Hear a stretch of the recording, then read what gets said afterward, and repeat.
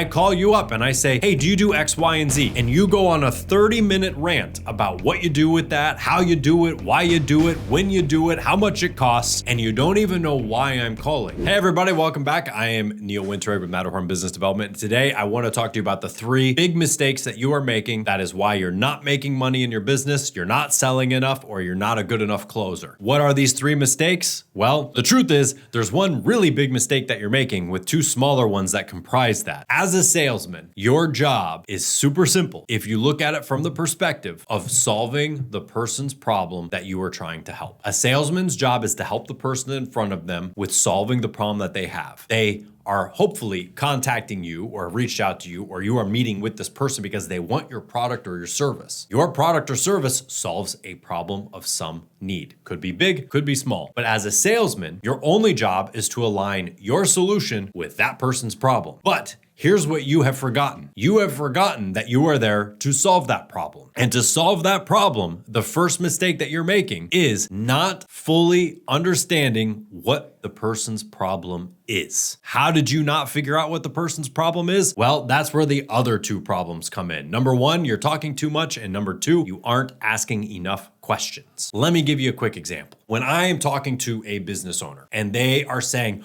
oh, I need your help with this, I need your help with that, I do not enlighten them, tell them anything, talk to them about what programs we might have for them or what we might be able to do for them until I know why they want my help. Because believe it or not, a lot of people will reach out to you saying that they need your help, but why do they need your help? That is why you, the salesperson, have to stop talking and only ask questions until you can understand that person's problem as if it was your own. And there are many times in my 22 years of being a salesman / public speaker / everything else I've done, where I have met with people and I'm sitting there and I'm talking to them and I go, I have no idea why the hell this person is talking to me. I have no idea what it is that they are trying to solve. Because a person will come to you and tell you that they have a problem and you say, great, here's how I fix it. And then they go, oh, no, it's not really that big of a problem. Or before I fix that problem, I need to do this. And you're sitting there going, but they just told me that this was their biggest number 1 problem. And I said, here's how you fix it. And they said, no. And then you as a salesman sit there and go, gosh, I must have really messed that one up. Well, the truth is you tried to sell something to somebody who didn't actually have a problem because you were too busy listening to what was their problem and not actually understanding what the real problem was. Let me give you an example. Let's say that this is Neil's produce table and I sell fresh produce and somebody comes up to me and says, gosh, you know what'd be great? I would really love to get green apples shipped into my restaurant. I could go, great, yeah, I'll bring them to you next week. And they go, well, I don't know. Where do you get your apples from? How big are they? How much per pound? And all of a sudden they're asking me all these questions. And after answering them every question and explaining to them that my green apples are the best green apples they will ever have and that they're going to be perfect for their restaurant, they say no and they walk away. And I go, wow, I just wasted an hour of my time talking to this person about green apples for no reason. What I failed to do was find out what they needed the green apples for. Do they currently get green apples? What's wrong with the apples they already have? What is the difference between those apples and mine? And you sit there and you find out that this restaurant actually doesn't really need green apples. They need carrots or whatever their problem might actually stem from. Now, if I was a smart enough salesman and somebody said, I really need this product immediately, and then was not taking the product as I was trying to give it to them, I know that I haven't actually found out what the problem is or why they need it. So you as a salesman cannot just sit there and enlighten and explain and tell people how much better your program or apples or carrots or whatever it is that you do is better than everybody else, because you don't actually know why they are contacting you. And so sometimes I get phone calls from people and the conversation starts going in a million directions. And I sit there and I go, hey, I have a question. What problem are you trying to solve with all this? And they go, oh, well, actually, I'm trying to do this. And you go, oh, that's easy. This is how you solve that. And all of a sudden it is fixed. But if your job involves